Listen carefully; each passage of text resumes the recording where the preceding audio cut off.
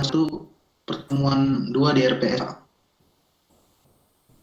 Pertemuan 2, jangan pertemuan dulu Mas. Ini Itu kita bagaimana ya Pak? pertemuan yang 1 yang masih komunikasi bisnis.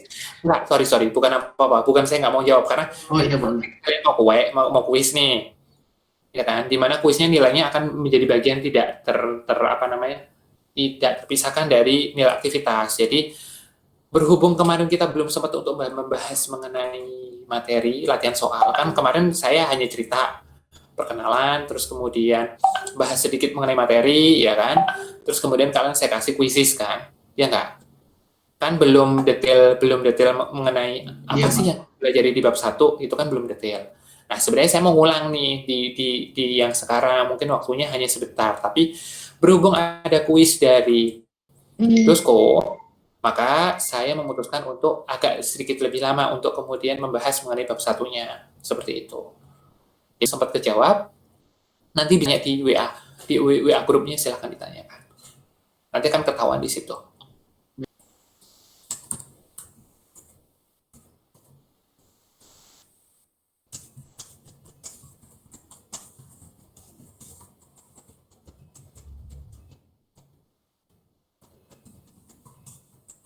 Mana Mas Mbak yang lain?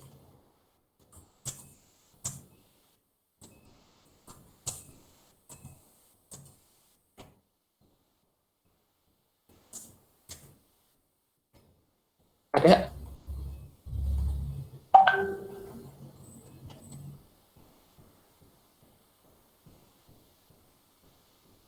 Silahkan. Mohon maaf ini yang gabung baru 25. Nomor absen 18 belum ada. Oh, udah ada masuk. 28 berarti kurang 2. 29, absen 29, absen 9 barusan masuk.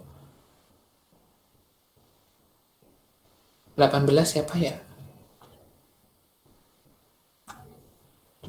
Kemarin masih sakit Pak katanya. Oh gitu, paling nggak ngabarin Mbak. Maksudnya kalau nggak ada gitu kan saya juga paling nggak tahu yang bersangkutan kemana. Itu. 9, 10, 11. 18 sakit ya?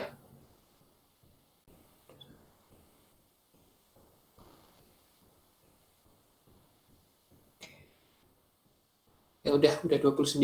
Yang sakit 1 ya. Sakit apa Mbak kalau boleh tahu? Nggak COVID kan? Bukan sih Pak, jadi kemarin tuh dia ditengokin sama teman-teman organdanya gitu. Dia belum buka HP Pak, jadi nggak bisa dihubungin. Cuman katanya dia masih perlu istirahat gitu Pak. Oke, nggak apa-apa. Selama ini aja maksudnya. Soalnya kalau harus istirahat lama dan sebagainya kan nanti kasihan. Itu sih. Sehat-sehat ya teman-teman semua, jangan sampai kemudian ya namanya sakit sih nggak ada yang tahu, tapi maksudnya harus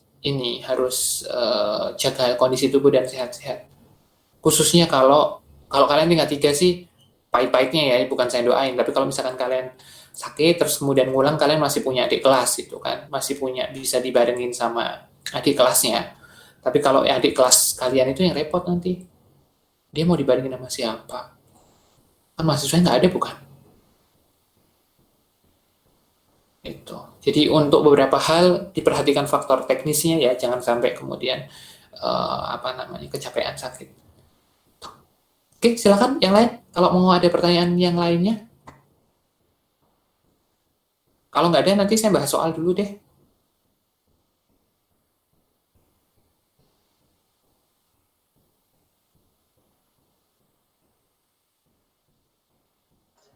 Jadi saya belum kepikiran lagi Pak. Oke. Tapi intinya gini, saya kembali mengulang. Kalau dari sisi intinya gini. Intinya di bab 1 yang kalian pelajari terus kemudian itu nanti bentuknya ada akuisisi, kemudian ada merger, dan ada satunya lagi adalah konsolidasi. Kalian melihatnya apa sih yang utama di situ? Melihatnya. Kalau boleh diulang. Ke Kian dulu deh, karena tadi Kian yang udah komen. Gimana Kian? Gimana Pak tadi? Bagaimana tadi? Ya, maksudnya gini. Ya, teknis pertanyaan adalah, kan kita di bab 1 kan belajar mengenai ada strategi, ada bentuk ya. Bentuk dari kombinasi bisnis. Kalau pengertian kombinasi bisnis kan kalian bisa baca sendiri.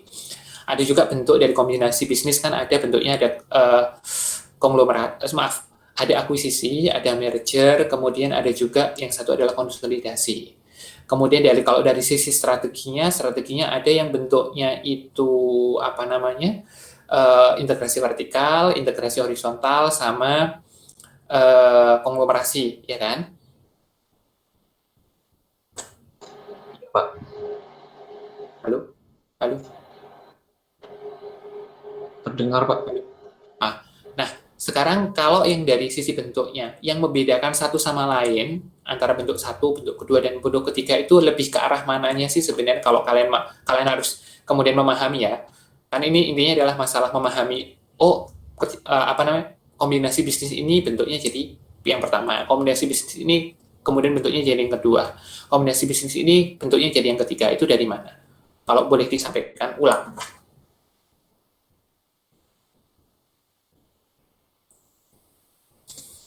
Pertanyaannya cukup jelas nggak, Kian? Atau masih belum juga? Kalau menurut saya itu yang merger itu lebih ke itu apa? Digabung, maksudnya misalnya ya ada A sama B, itu untuk yang A mau merger dengan B. Nah, itu hasilnya akan yang B itu jadi udah ada lagi Pak. Jadi misalnya jadi perusahaan A doang, jadi digabung, yang satunya itu dihentikan. Jadi job itu Pak. Halo, iya?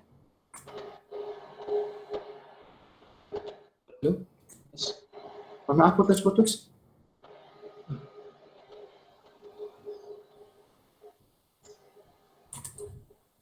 Tes. Halo, iya, gimana?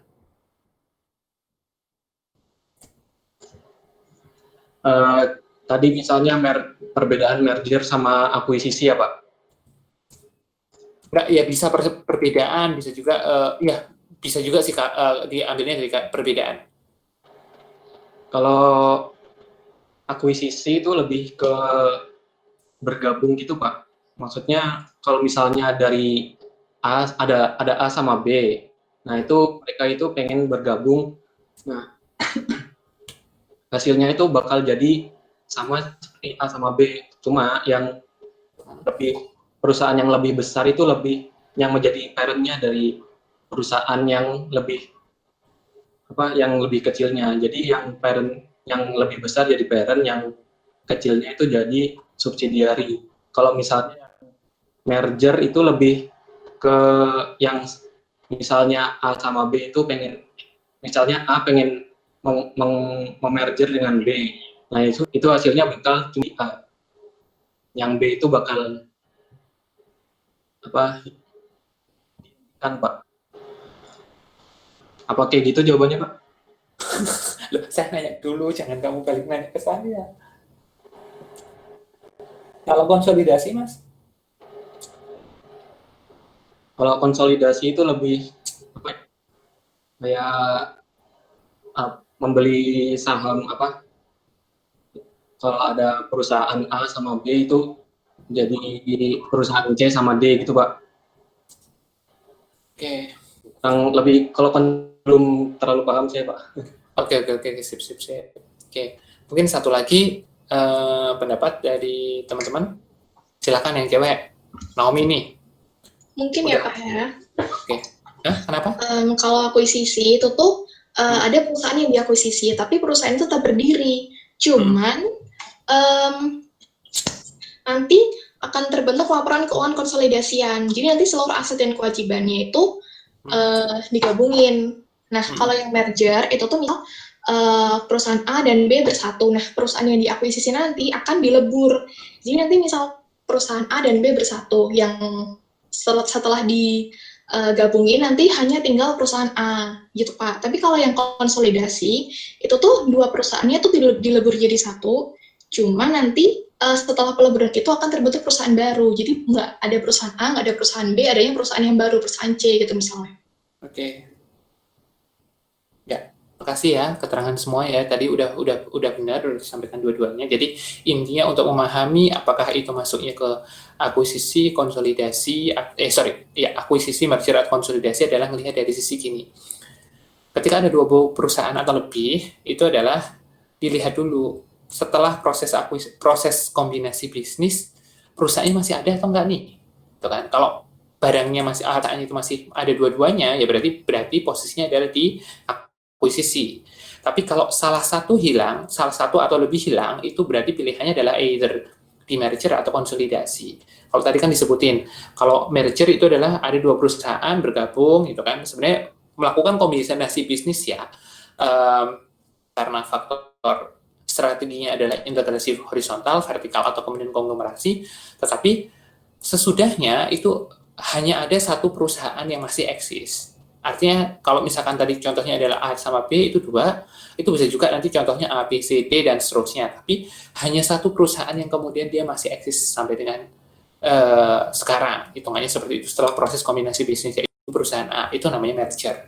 Tapi kalau konsolidasi itu kondisinya adalah ada banyak perusahaan, misalnya dua atau lebih, kemudian bergabung, itu dipastikan akan ada sebuah entitas baru, akan ada sebuah perusahaan baru yang kemudian menaungi keseluruhan perusahaan tersebut. Seperti itu. Jadi kalau dalam kasus Quizizz kemarin, kalau kasusnya adalah holding company, itu hati-hati. Holding company-nya gimana nih? Kalau holding company yang PT Perkebunan, itu posisinya adalah PTPN-nya itu masih banyak. Masih ada PTPN 1, 2, dan seterusnya. Tapi ada namanya holding perkebunan sebagai induknya, atau kemudian sebagai pihak yang membawahi dari banyak itu. Nah, itu kondisinya, kasusnya kalau dari sisi bentuknya sebenarnya lebih ke arah mana, kalau saya boleh tanya? Yang jelas bukan merger ya, karena kan si anggota atau member dari holding company-nya itu kan PTPN yang ada di Sumatera, di Jawa Barat, Jawa Tengah, dan seterusnya, itu kan masih ada. Berarti dia nggak mungkin merger, karena masih ada. Ya kan? Apakah dibentuk sebuah unit yang baru? Enggak, karena ternyata PTPN-nya juga masih ada. Maka secara bentuk sebenarnya agak mirip-mirip sama akuisisi. Seperti itu. Walaupun mungkin untuk proses akuisisinya sendiri ini agak sedikit, kita nggak bisa sepenuhnya menyatakan sebagai akuisisi. Kenapa? Karena bukan mengambil saham dari pihak lain. Kalau akuisisi kan berarti ada A sama B, terus kemudian perusahaan A beli saham perusahaan B kan? Ya nggak? Kepemilikannya kan dibeli seperti itu. Tapi ya, kalau holding yang di BUMN, itu bukan berarti kemudian pemilik holdingnya itu kemudian membeli secara otomatis, itu enggak. Karena apa? Karena ternyata proses holdingnya ini tidak ada terkait sama pembelian saham atau pembelian kepemilikan. Karena keseluruhan PTPN, ya, Perkebunan Nusantara itu dimiliki seluruhnya oleh pemerintah, jadi ya kayak di atas kertas saja dipindahin. Seperti itu. Jadi, maka jawaban kemarin adalah lebih ke strategi untuk integrasi horizontal, karena sama-sama perkebunan, seperti itu. Karena kalau bentuknya tidak bisa serta-merta kita masukkan ke akuisisi, ke merger, atau kemudian ke konsolidasi. Walaupun kalau dari sisi existing perusahaan ya, kalau existing perusahaan itu lebih ke arah ke akuisisi, karena perusahaannya masih ada semuanya. Tapi ada satu faktor yang tidak ada di proses akuisisi, yakni tidak ada pembelian saham atau pembelian kepemilikan dari perusahaan-perusahaan anak yang tadi sempat disinggung sama Gian. Mungkin itu. Itu ya. Terus kemudian saya ngulang lagi untuk strategi bisnisnya, itu kan ada integrasi vertikal, integrasi horizontal, sama konglomerasi. Nah, bentuknya nanti apa jadi apa, kalian harus hati-hati. Karena saya kemarin udah sempat nyontohin yang punyanya Khairul Tanjung, belum sih? JT di kelas ini? Sudah atau belum? Sudah, Pak. Sudah ya. Nah, tergantung levelnya, Yovanov. Kalau saya ngulang lagi, jadi kalau melihat nanti lah kalian punya tugas atau kemudian nanti bekerja ngelihat laporan keuangan, kalian akan melihat posisinya levelingnya beda, ya berarti itu strateginya berbeda.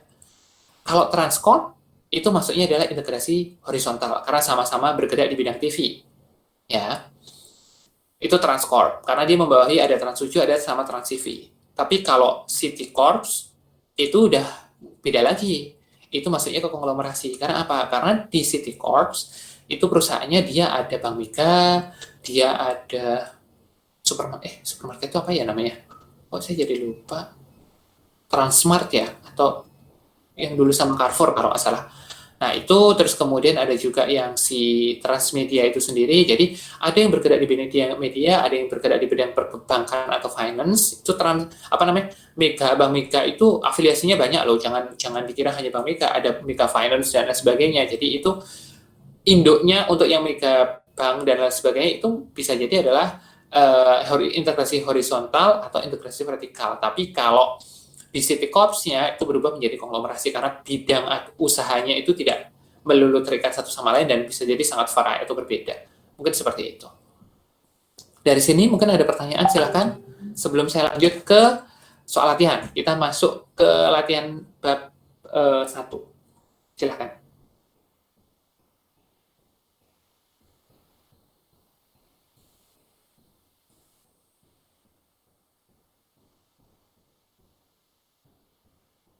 Silakan Mas Mbak.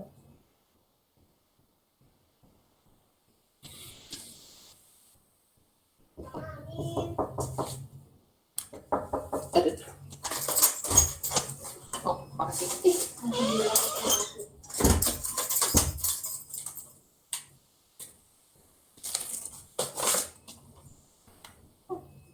Maaf, ada yang ketok-ketok pintu. Ayo, silakan. Nggak ada? Oke, kalau nggak ada dari soal latihan kemarin, kesulitannya ada di mana?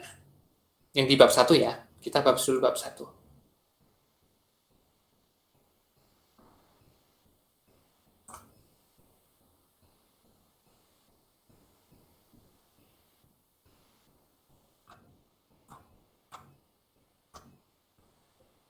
Halo?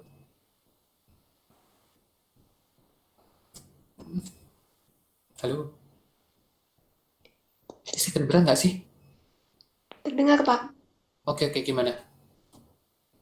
Gimana? Kalau dari saya masih belum ada yang terlalu ingin ditanyakan sih, Pak. Oke.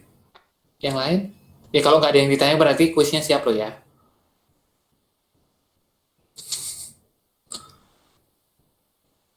Zulian, tadi mau komen?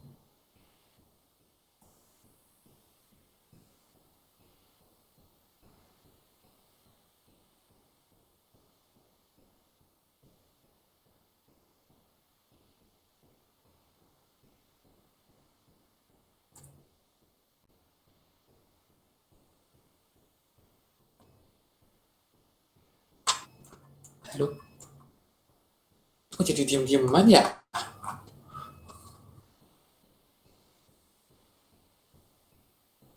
Oke. Kalau nggak ada kita buka dulu deh ini.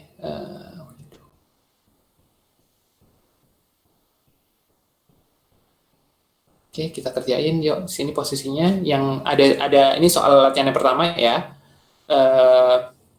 PTP mengakuisisi seluruh aset dan liability milik PTS dengan harga 80 juta pada 2 Januari 2019. S melaporkan nilai aset tercatatnya adalah 60 juta dengan nilai wajarnya 100 juta. Sementara untuk nilai liabilities-nya itu dilaporkan 20 juta, nilai wajarnya 23 juta. Oke. Pada saat akuisisi P membayar 5 juta untuk membayar jasa profesional penilai.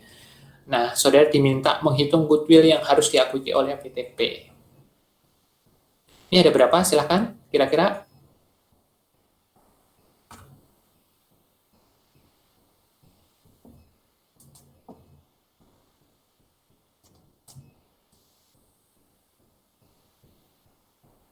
Halo?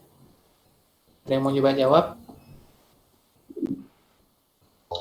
Saya, Pak. Iya, silahkan. Goodwill-nya 3 juta ya, Pak? Lalu berapa? 3 juta. 3 juta. Oke, sebentar. 3 juta diperoleh dari mana? Dari nilai akuisisinya itu kan 80 juta. Kemudian net aset dari nilai wajarnya sebesar 77 juta. Oke. Nilai net aset 3 juta. Oke. Terus? Ya kan 80 juta dikurang dengan 77 juta hasilnya 3 juta. Oke. Lalu terus perlakuan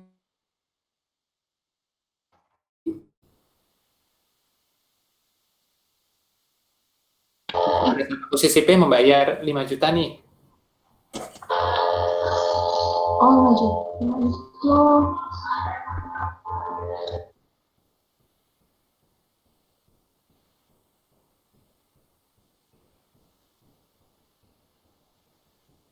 Itu Izin menjawab, Pak. Diakui sebagai beban, Pak.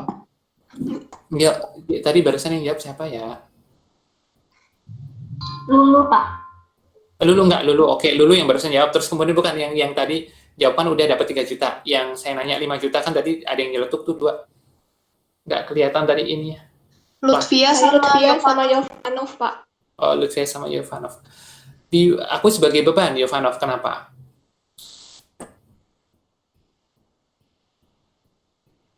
Kalau di bukunya Bu Iin, Pak, diakui sebagai beban, karena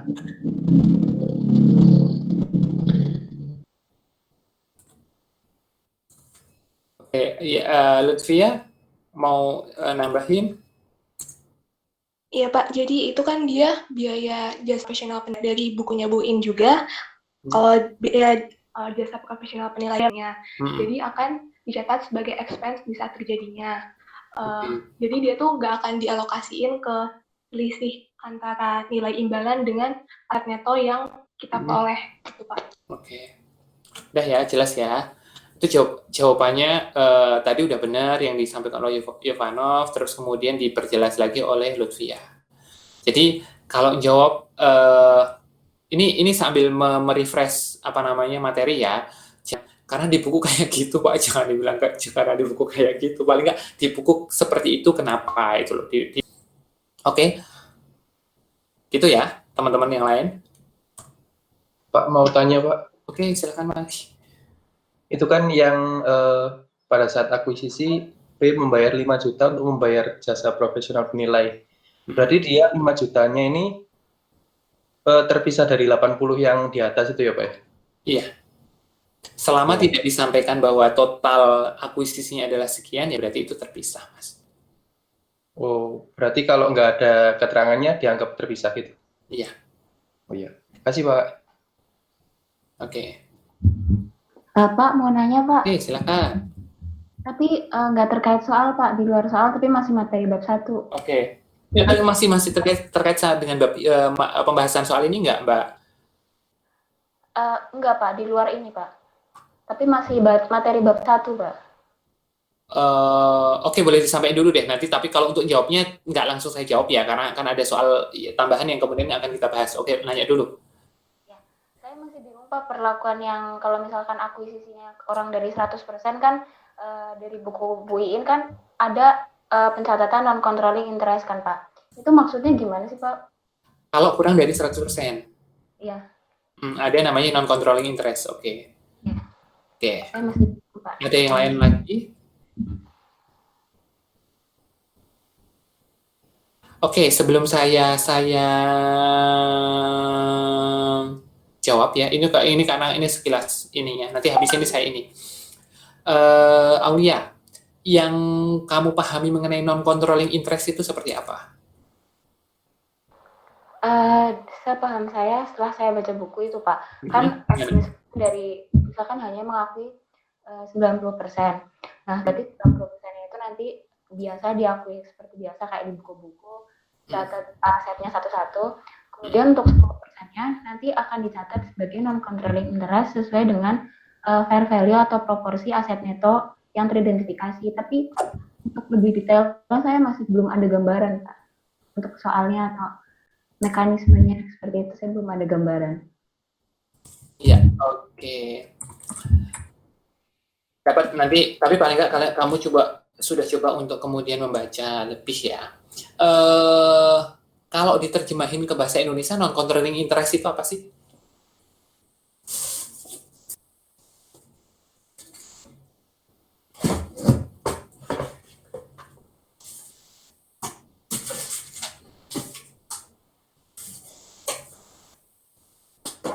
Yuk, silakan.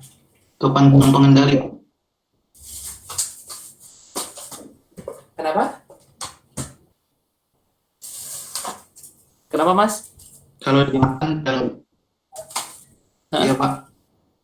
Gimana? Kalau diterjemahkan dalam bahasa Indonesia itu kepentingan non pengendali, Pak. Oke, pengertian non pengendali. Atau kalau kalian sebenarnya belajar di buku beberapa yang lain, misalkan di bukunya BIMS yang lama dan kemudian beberapa yang lain, itu namanya ada minority interest atau kepemilikan minoritas. Kenapa dinamakan kepemilikan minoritas atau kepentingan non pengendali? Karena jumlahnya kecil dia, bukan majoritinya. Jadi dia minoritas, bukan mengendalikan, tetapi dia ada. Itu seperti itu. Nah, kemudian tadi, sorry Mbak, ulang lagi tadi pertanyaan ya, sorry, saya agak-agak ini tadi kelewat. Mengapa kemudian, apa yang dimaksud dengan minority interest ya? Apa yang dimaksud dengan, apa tadi? Non-controlling interest. Ya nggak sih? Pertanyaannya si Aulia? Ya kira-kira seperti itu Pak. Terus untuk gambaran di soalnya juga saya. Oke, kalau gambaran soal jangan dulu. Gambaran soal yang komunikasi bisnis di bab 1 itu nggak ada namanya. Nggak ada namanya controlling, non-controlling interest atau kemudian minority interest. Kenapa? Karena posisinya gini. Di bab 1 kita belajar kombinasi bisnis itu lebih mirip-mirip dengan kalau dari sisi bentuk sebenarnya bab 1 itu mirip-mirip untuk yang akuisisi, merger atau konsolidasi ya. Silakan dijawab. Untuk Merger, Pak. Merger ya? Iya kan? Iya. Ya. Nah, kalau merger artinya kan seolah-olah habis kita beli sesuatu kemudian dibubarin kan? Iya nggak? Kepemilikannya harus 100% atau bisa kurang dari 100%? Harus 100%. Harus 100%, karena kalau enggak ya berarti kan nanti harus ganti kan nggak bisa itu. Maka di sini keberadaan non-controlling interest itu belum ada. Tapi nanti mulai dari bab 2 dan seterusnya itu kan ada namanya kita belajar mengenai non-controlling interest. Non-controlling interest itu seperti apa sih contohnya? Contohnya gini, paling gampang. Pernah tahu BUMN? Ya pasti kalian tahu ya, saya salah nanyanya. Pernah tahu apa ya kalau paling gampang? Sebentar. Saya sambil ngecek di Google. Takutnya salah karena kepemilikan saham di beberapa perusahaan BUMN itu kemudian sudah berubah. Bentar.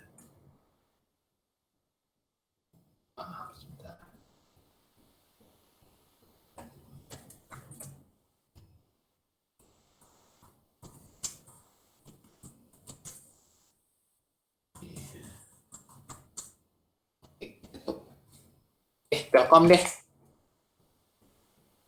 Telkom itu kepemilikan pemerintah itu berapa persen? Kalau saya boleh tahu. Mayoritas atau enggak? Full 100% atau enggak pertanyaan saya?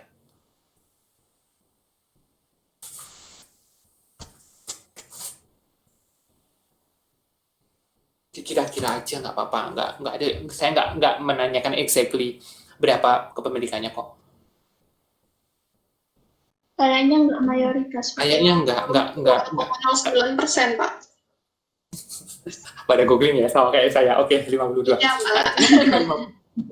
Ya sama lah, kita ada internet kok. Ngapain? Kan toh ini juga bukan kuis yang tidak boleh buka informasi. Kepemilikannya kan 52. Nah, kalau kita boleh bilang, kepemilikan 52 itu kan berarti dia mayoritas, karena lebih dari 50%. Tapi ada loh kepemilikan oleh orang lain, oleh pihak lain sebesar sisanya, ya kan, 47, sekian lah. Seperti itu. Nah, sebenarnya kalau boleh bilang 47,9 sekian ini itu yang dinamakan sebagai non-controlling interest atau minority interest. Walaupun sebenarnya jumlahnya juga nggak minor ya. Karena jumlahnya kan 47 di sini, ya nggak? Gede juga kan? Selisihnya kan cuma dikit nih, ya nggak sih? Iya, Pak. Nah, tapi di sini karena BUM dalam hal ini adalah penghitungnya 52%, berarti kan dia kepemilikan sebagai mayoritas, dia punya hak suara yang bisa boleh memutuskan apapun itu, maka kepemilikan sebesar 47 atau 48 atau 49 selama dia nggak mayoriti ya, dia dianggap sebagai kepemilikan non-controlling interest. Nah, ketika nanti nyusun laporan keuangan, ya kan, kalau dalam kasus ini kan bukan merger berarti, tapi kasusnya adalah lebih ke arah lebih ke arah akuisisi. Ketika menyajikan laporan keuangan, kalian boleh nggak ngakui seluruh aset dan kewajiban anak perusahaan? Kira-kira. Enggak, Pak. Hanya sesuai persentase yang kita miliki aja. Hanya sesuai dengan persentase kepemilikan. Karena kenapa? Karena gini, kalau di kasus bab 1, ya kan, yang kondisi merger, kalau mirip-mirip merger 100%. Taruhlah yang dari soal yang kita punya di sini. Ya kan? Mengakuisisi seluruh aset dan liabilitas. Ini kan, atau kemudian dia bisa juga awalnya dengan cara mengakuisisi bukan aset atau liability-nya yang diakuisisi, tapi saham beredarnya duluan. Nah, kalau saham beredar yang diakui ini adalah 100%, ya kan? Berarti kalau kita bilang bahwa, oh, aset saya nambah nih, sebesar berapa? Ada tambahan ini tadi, sekian puluh juta, dan ada liabilitas sekian puluh juta. Boleh nggak? Boleh. Karena kepemilikan 100% kita ambil. Ya kan? Kemudian kita boleh mengklaim itu punya kita. Tapi kalau dalam kasusnya perusahaan yang kepemilikannya tidak 100%, taruhlah ini nilai asetnya adalah nilai asetnya 60 juta, ya kan? Kamu ngaku, oh saya ada tambahan nih asetnya 60 juta. Taruhlah ini enggak, kita kesampingkan dulu ada nilai wajarnya ya. Kita komen hanya masalah asetnya dulu. Asetnya 60 juta kita bilang, kita ada tambahan nih aset 60 juta. Boleh nggak? Nggak boleh. Kenapa nggak boleh? Secara aturan memang nanti akan disajikan tambahan aset 60 juta, tapi secara mengakui haknya ada tambahan 60 juta, ya nggak bisa. Kenapa? Kenapa demikian? Karena ingat, kepemilikanmu itu kan proporsional, hanya sebesar 52%. Sisanya itu bukan punyamu. Jadi, bagaimana mengakuinya? Bagaimana mengakuinya adalah ya tadi, proporsional. Walaupun nanti proses proporsional ini bukan kemudian kita akan mencatat tambahan aset sebesar 60 juta dikalikan 52%, enggak kayak gitu, itu jadinya aneh.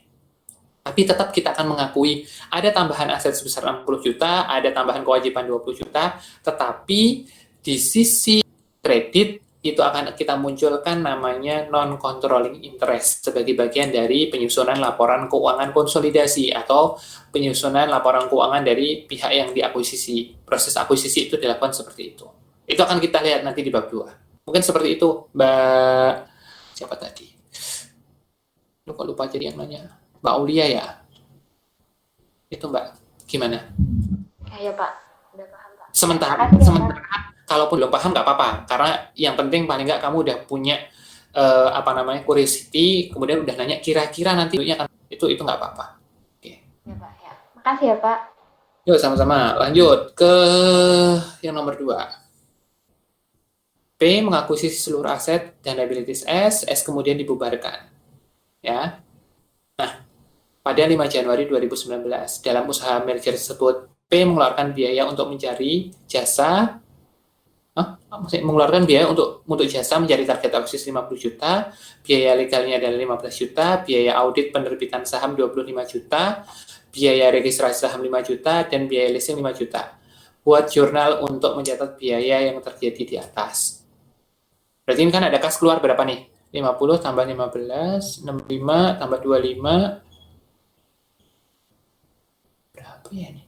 90 tambah 55, 100 juta. Oke, kredit 100 juta. Debitnya apa? Silakan kalau ada yang mau mencoba menjawab. Saya Investment. mau Lihat siapa nih saya.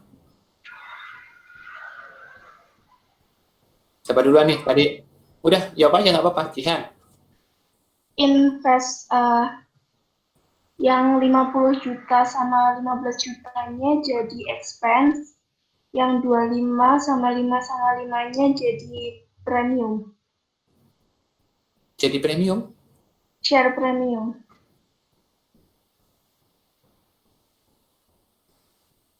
Mengurangi maksudnya? Iya. Nggak kok ragu? Iya kayaknya, Pak. Coba ya, oke. Sebentar ke sebelah yang lain. Aku coba, silakan.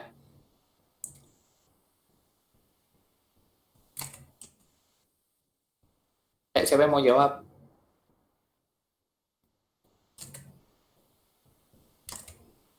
Tadi yang cowok siapa yang mau jawab itu? Saya, Pak. Yuk, gimana Mas?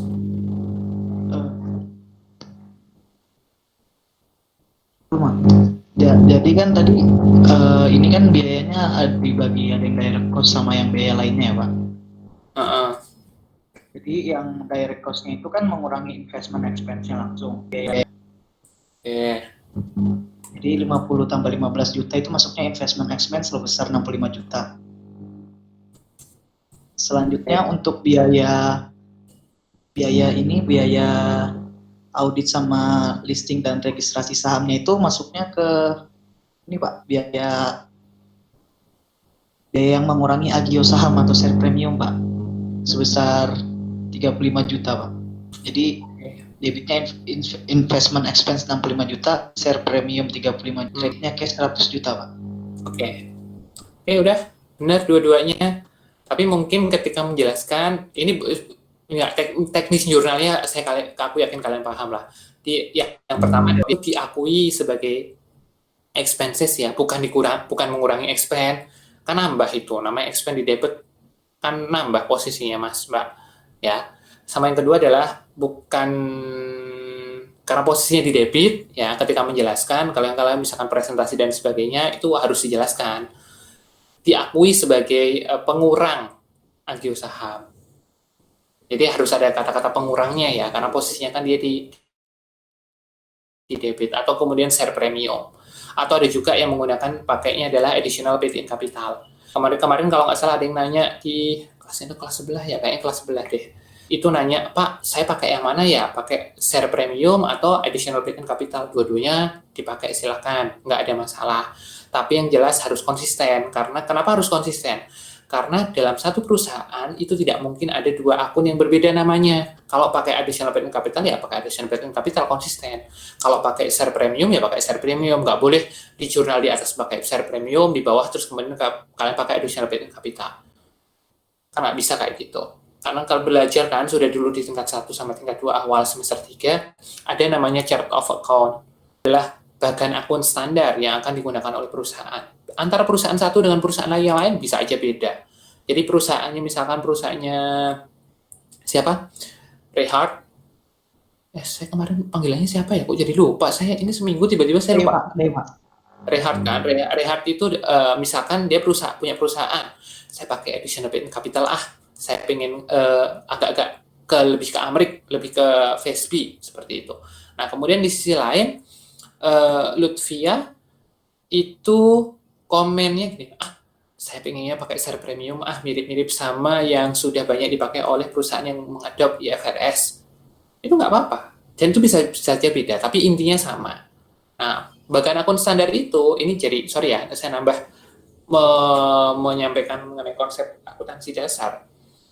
Bagan akun standar itu yang akan digunakan untuk kemudian memasukkan, jadi kalau biaya A atau biaya B, ada transaksi A, transaksi B, ini masuknya ke akunnya yang mana.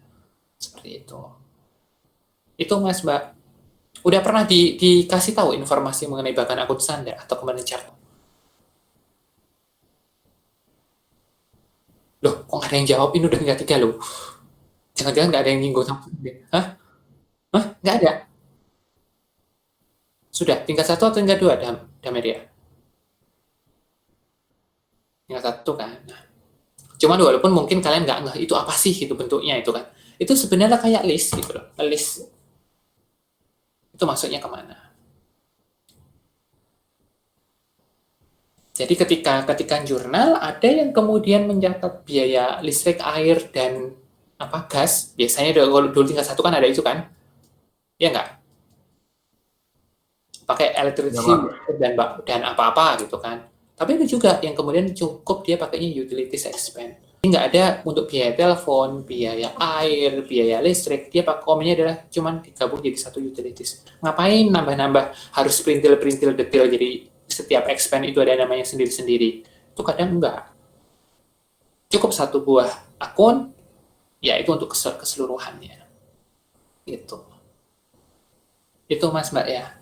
Jadi nanti kalau kalian ngaudit, ya kerja di pajak, ngaudit, atau kemudian ternyata memilih karir di luar, terus kemudian misalkan ke AP, atau kemudian di bagian keuangan, dan seterusnya, kan tahu bahwa nggak serta-merta, apakah itu dibenarkan? Ya benar, selama konsisten dan itu sudah ditetapkan oleh sebuah perusahaan.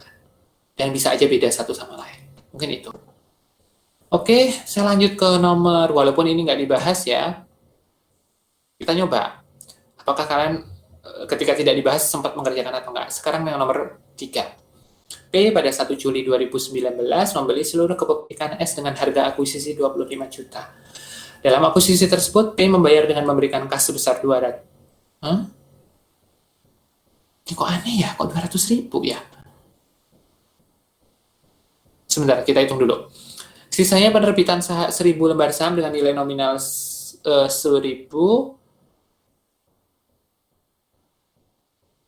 Saham P tidak diperdagangkan di pasar modal sehingga tidak punya nilai wajar. Nilai wajar aset neto S adalah 20 juta.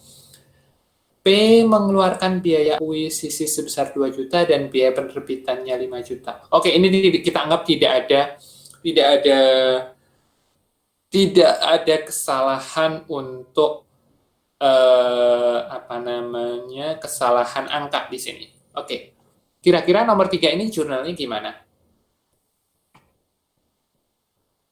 Silahkan, coba. Ini ya.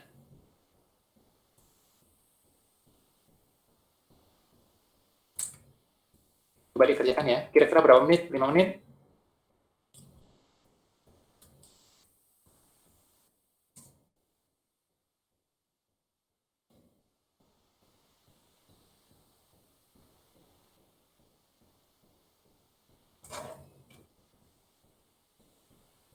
Halo? Oh, ada suaranya? Mau bertanya, Pak. Gimana, Mas? Itu yang 200.000 itu gimana jadinya, Pak? Tetap 200.000 aja. Itu nggak mempengaruhi kok. Maksudnya masih bisa dikerjakan walaupun itu 200.000. Jadi saya nggak ngubah, itu tetap aja 200.000. Oke, Mas? 5 menit cukup ya? 5 menit cukup ya? Cukup, Pak. Oke, yuk. Udah ada yang mewakili. Kalau nggak cukup nanti salahin tadi ini barusan siapa yang komen tuh. Oke. Yuk, kerjakan.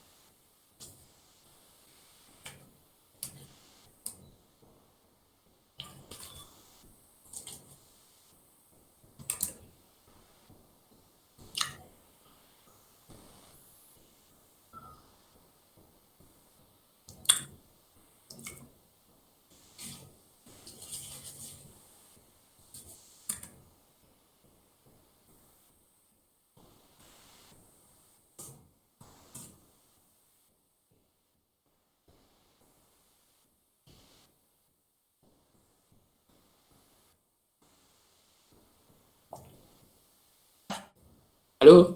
Halo? Astagfirullahaladzim. Halo, Pak. Nah, ternyata suara saya tadi nggak kedengeran ya? Ini kepencet Kedengeran, mati. Pak. Kedengeran? Kedengeran, Pak. Baru aja Pak kedengerannya. Oh gitu. Terus soalnya nggak sengaja itu kepencet ininya. Oke, oke.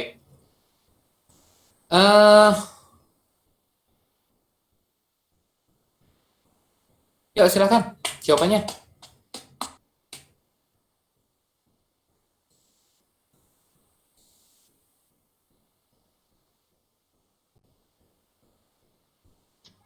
Izin jawab, Pak. Share aja. Kalau memang mau share screen boleh mahasiswanya. Kalau jawab di, oh ya, kalau untuk jawaban di sini, kalau kalian memang mengerjakannya pakai pakai Excel, bisa pakai share screen. Oke, saya tutup dulu, stop sharingnya. Oke, silakan Julian. Mau share screen atau kemudian mau langsung jawab? Langsung jawab aja kayaknya, Pak. Oke, gimana? Jadi yang pertama jurnalnya itu investment sebesar 25 juta, Oke, pada cash 200.000, oke, share capital 1 juta, dan share premium 23,8 juta. oke. Ya, Pak. Lanjut lagi, Oke. Pak. Ayo, nggak dijawab dulu. Ini kan masalah ini ya. Oh, selesaikan ya, Pak. Terus, boleh lihat soalnya lagi nggak, Pak? Hilang soalnya. Oh, hilang. Oh, sorry. Keburu Ya, saya ini ya. Iya, Pak.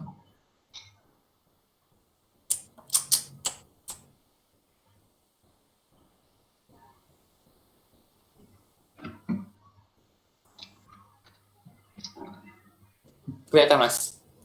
Kelihatan, Pak. Oke.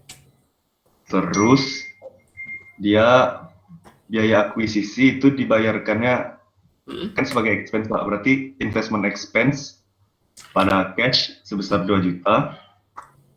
Kemudian biaya penerbitan sahamnya itu mengurangi share premiumnya, yaitu share premium pada cash 5. Karena ada selisih antara kita keluar itu 25 juta dengan net asetnya 20 juta, berarti goodwill-nya 5 juta. Oke. Oke, Pak. Nah, itu yang 5 juta goodwill dapatnya gimana? Harga akuisisi dikurangi sama net aset. Oke. Kalau jurnalnya?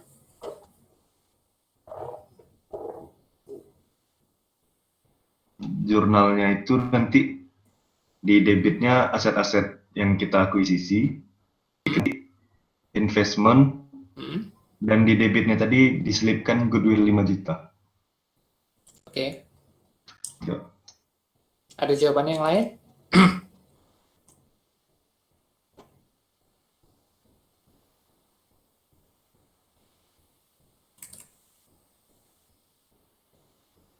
Silakan.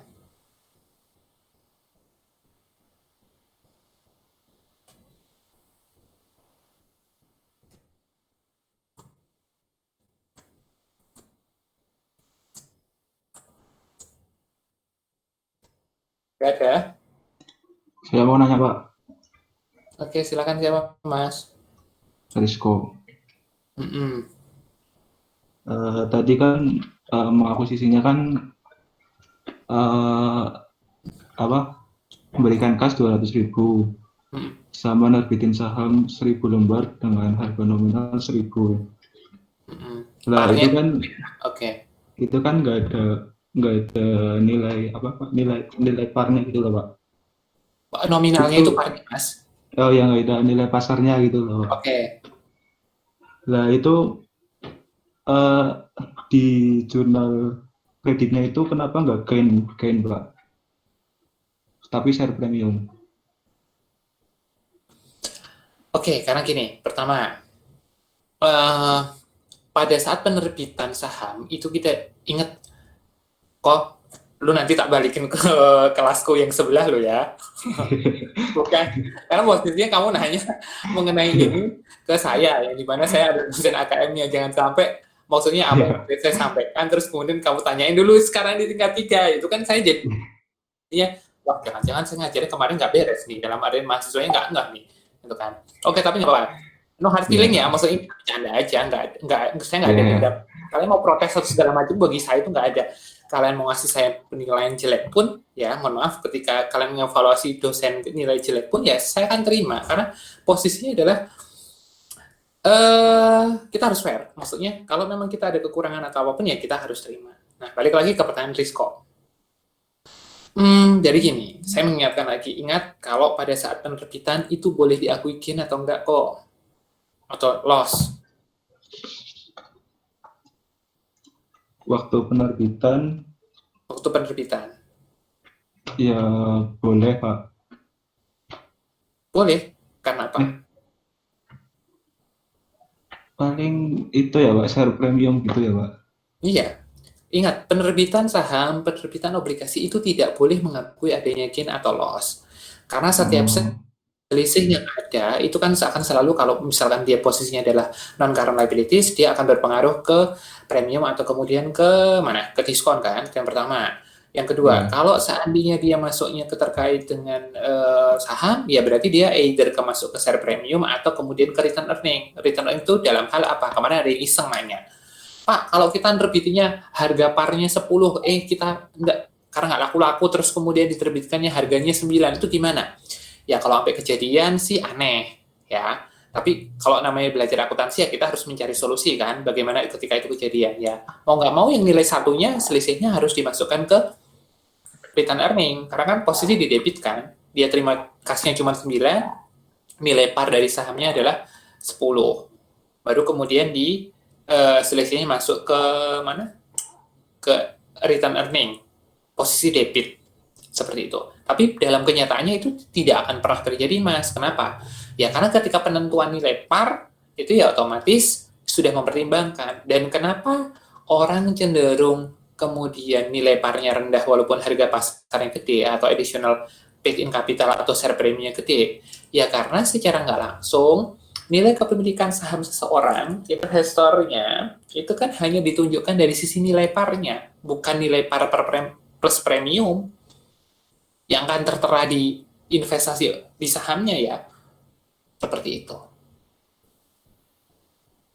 Kalian bisa ngecek ini, termasuk Rizko juga nih. Kalian bisa ngecek di IHSG ataupun kemudian di laporan keuangan. Rata-rata parnya itu rendah, Mas. Baru kemudian ya nilai additional paid in capital itu gede. Kenapa? Karena itu lebih salah satu strategi juga. Itu dia menunjukkan bahwa, loh nilai parnya cuma sekian loh, tapi harga pasarnya naik.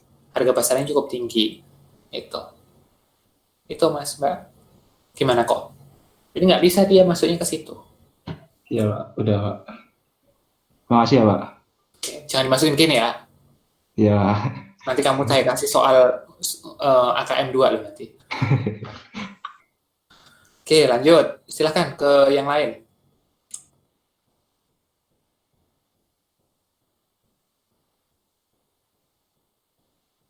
Kalau nggak ada, saya share cara ngerjakannya dulu. Bentar.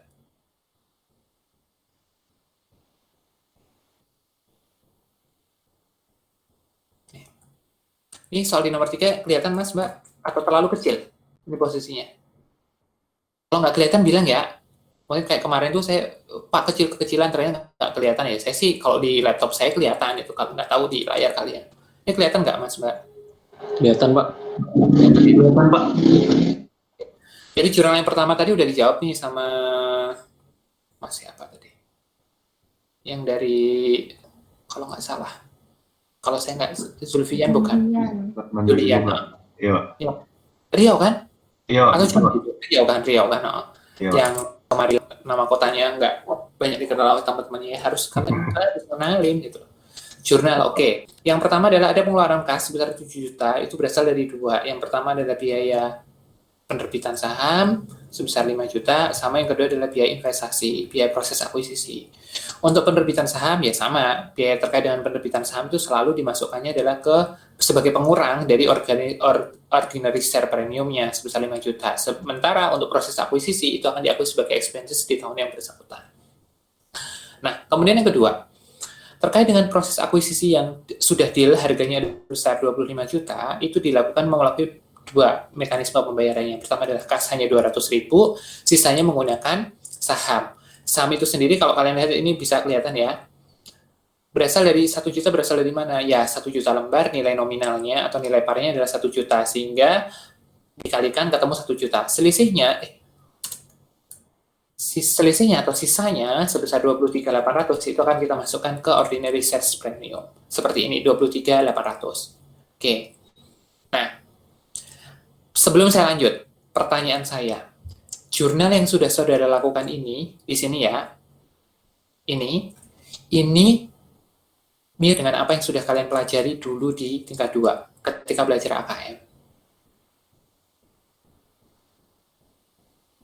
Jangan bilang lupa ya.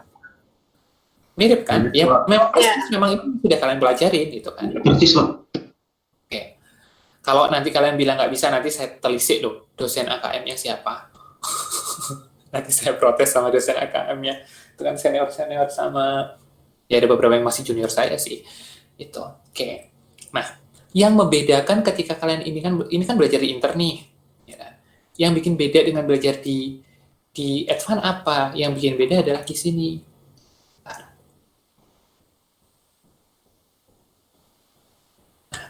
Sesudah proses investasi di sini,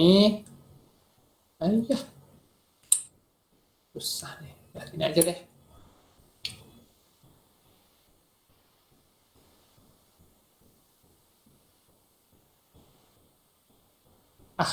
Nggak bisa ya? Gini aja, gini. Nah, proses investment di sini, ketika kita belajar advance, itu akan ada namanya penambahan. Karena ini nggak berhenti di investment. Dalam hal perusahaan itu kemudian di bab 1 adalah kombinasi bisnis untuk kemudian perusahaannya dibubarkan, maka nilai investasi di sini itu kita akan kita alokasikan. Investment. Nilainya tadi berapa? 25 juta kan ya? 25 juta ini kita akan alokasikan kemana? Secara umum kita akan komen ya, bahwa nilai ini itu akan kita alokasikan ke dua hal. Yang pertama adalah ke nilai dari asetnya, ya kan? Berapa? Kemudian ada liabilities. Ini kan ada juga liabilities di sini.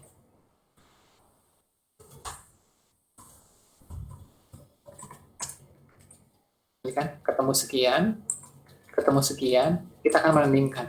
Nanti selisihnya akan jadi apa, Mas, Mbak? Akan jadi goodwill atau gain kan?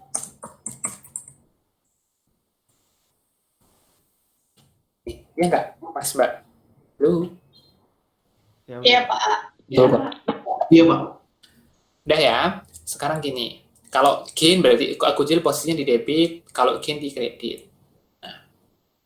Nah, ini yang bikin beda, ya kan? Ini angkanya saya merahin deh. Ini yang bikin membedakan adalah ketika kalian belajar di chapter pertama, ini, di sini. Jadi, nilai investment ini tidak akan berhenti dengan kalian sederhana sudah bikin investment in sudah. Enggak. Tapi ketika kalian belajar di tingkat 3, ini kita akan mengalokasikan investment ini karena apa sih? Kok orang mau membeli sebesar 25 juta? Seperti itu. Dalam kombinasi bisnis yang pertama, bahwa perusahaan S itu kemudian bubarkan. Jadi gini, ketika S dibubarkan, maka otomatis kan S-nya hilang, ya kan? Kalau di chapter di tingkat 2 kan S-nya masih ada, cuman investment aja. Apakah nanti kepemilikannya 1%, 2%, 10%, 20%, 25%, atau berapapun persennya kan cuman itu aja. Itu yang dipelajarin. Bagaimana kita treatment terkait dengan investment in subsidiary atau investment di apapun bentuknya itu. Nah, tapi di sini adalah ketika S ada tambahan, yaitu ketika S dibubarkan maka akan ada tambahan jurnal, yaitu ini. Aset dan seterusnya. Dari soal yang tadi, itu kan kita nggak tahu nih, asetnya ada berapa, kewajibannya ada berapa. Cuma di komen, nilai pasarnya adalah 20 juta. Di sini udah ada aset neto. Aset neto kan berarti berasal dari ini kan berasal dari aset minus liability kan? Iya nggak? Iya, Ya. Pak. Kalau sudah ketemu ini aset nettonya 20 juta, maka selisihnya goodwill itu akan masuk ke sisi debit. Ya, sebesar 5 juta. Oke. Nah, satu pertanyaan saya sederhana di sini. Oke, kalau di sini kan ketemunya adalah goodwill atau gain on acquisition. Ya, Mas, Mbak. Nah, tapi di sini kalau seandainya, ini saya ubah.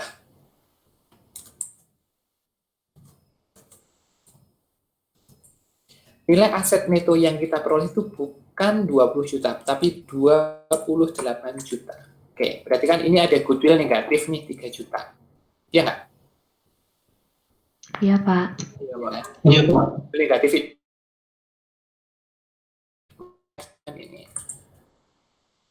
3 juta. Ini masuknya adalah ke kan?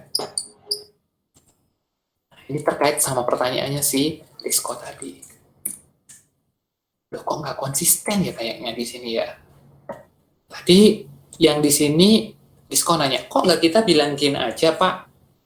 Kenapa harus dimasukin ke share premium? Kan toh harga pasarnya nggak ada, gitu kan?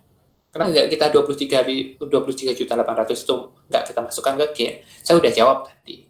Nah, sekarang posisinya yang di sini. Nah, giliran ada di sini nilainya lebih besar aset netonya dibandingkan dengan nilai investasi atau nilai akuisisinya. Kenapa kita boleh ngelakuin gain di sini? Yuk, silahkan dijawab. Ini pertanyaan saya ya. Biar kalian paham juga.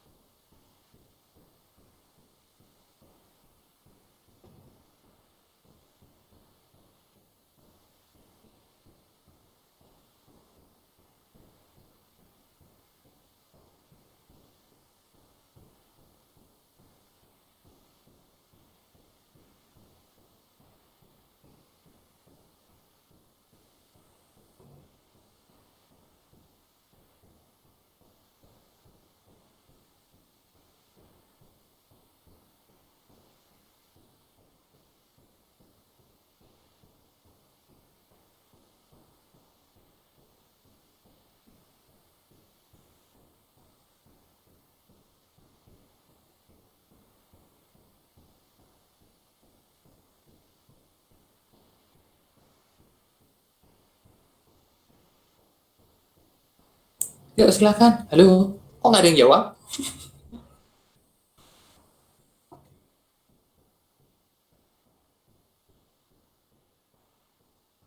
Halo? Halo Pak, Ya, gimana? tadi itu kenapa ada gain-nya Pak? Enggak, makanya saya nanya, kenapa itu diakuinya sebagai gain? Oh karena ini mungkin Pak, kan Sebentar, mohon maaf. Saya baru ngeh. Kalau semester ini, pembelajaran kedua itu 10.30 ya, bukan 10.00 ya? Iya Pak, iya Pak 10.30. 10.30. Oh, maaf. Makanya tadi pas jam 10 saya nanya-nanya kalian itu kok nggak masuk-masuk ya. Itu sorry saya salah persepsi ke mahasiswanya. Maaf. Karena saya usudan sama kalian ya, saya minta maaf lah. Ini ya. Oke, lanjut. Nggak, saya pikir sudah 10.30 tapi mahasiswanya kok nggak ada gitu kan. Ternyata saya baru di sini ketika mau ngabsen 10.30. Oke, lanjut Mbak. Tadi Mbak siapa ini ya?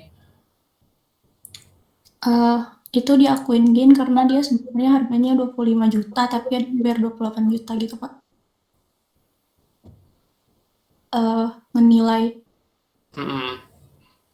iya oke gitu Pak. Karena harganya 25 juta. Apa ya? Mungkin tingkat ya apalagi ini Farah, ingat tuh ya, saya kalau ngajar itu kan di komen bahwa saya uber itu kan jawabannya seperti apa. Ayo, kenapa 28 itu kemudian kamu mengakui adanya gain 3 juta? Di itunya Pak kan, bentar Pak, lihat soal dulu. Soalnya nggak ada, itu cuman bedanya aja. Jadi awalnya kan tadi di soal itu 20 juta, sekarang saya ubah jadi 28 juta itu loh. Oh, tadi saya kirain masih 25 juta. 28 kan akuisisinya 25 tetap. Ya kan, di soal itu kan 20 juta sehingga muncul goodwill. Tadi sudah dijawab sama ada goodwill Pak 5 juta. Oke, dapat dari mana? Dari sini. Oke, saya jawab, nggak ada masalah. Oh, itu ya Pak, fair value asetnya kan Pak? Fair value net asset ya, karena saya nggak bilang aset, karena posisinya kan harus ada kewajiban. Maka net asetnya bukan 20 tapi 28 sekarang. Oh, jadi karena fair value net asetnya itu udah 28 juta, sementara nilai investmentnya cuma 25 juta, jadinya itu diakuin sebagai gain Pak, yang 28 dikurang 5. 25 dikurang 28 jadinya goodwill negatif itu diakuin sebagai gain gitu Pak. Oke. Nah, tapi belum menjawab pertanyaan saya nih. Kenapa kalau dalam kasus tadi yang ditanyakan oleh si Rizko, ya kan, ketika kita melakukan investasi nggak boleh ngakui gain, tetapi harus dimasukkan semuanya ke premium, ya kan? Ya. Tapi kalau dalam hal mengakui asetnya, ini kok boleh diakui sebagai gain? Itu. Gimana, Farah? Kalau itu saya kurang tahu Pak, maaf Pak. Gak apa-apa, namanya juga mencoba untuk menjawab, nyantai aja. Ya, segitu saya tahunya. Oke, lanjut yang lain. Tadi ada yang lain lagi, kayaknya Mbak juga.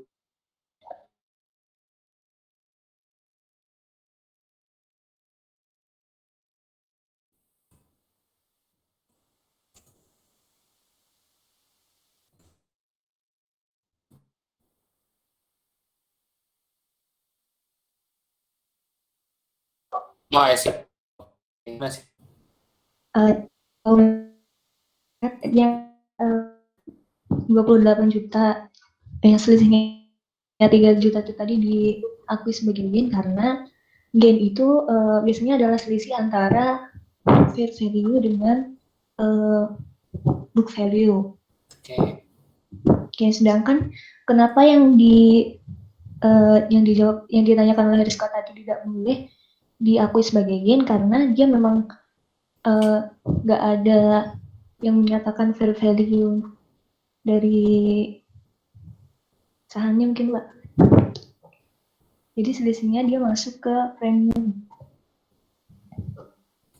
Tapi kalau seandainya dibilang fair value-nya harga pasarnya adalah, taruhlah nih Mbak, harga pasarnya yang tadi kasusnya Rizko, itu kan nggak boleh. Kalau dibilang harga pasarnya, tadi kan parnya cuman, parnya 1.000, terus kemudian nilai nilai pasarnya nggak ketahuan ya.